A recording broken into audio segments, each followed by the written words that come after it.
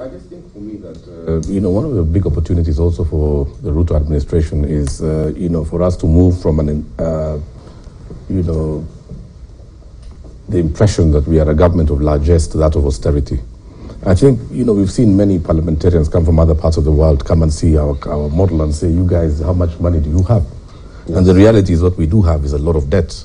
But if you count the number of Prados in the company and then a number of large cars and the per diems that are being paid and the way that our officials travel and etc. I think we really need to start to shake ourselves into reality and realize that we cannot live an extravagant lifestyle funded by debt.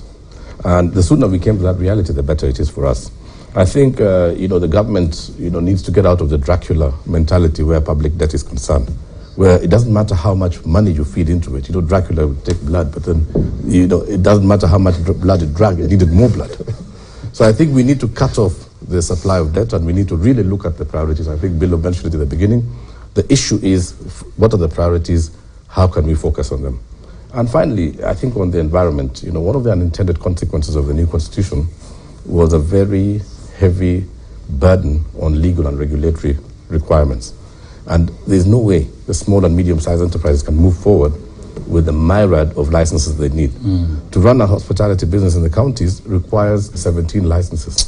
So how are you going to do business if you need to have a compliance officer in a small enterprise? So you see, we need to collapse this into a regime where you have a one-stop sort of regime. But more than anything else, I think for me, the future is extremely bright.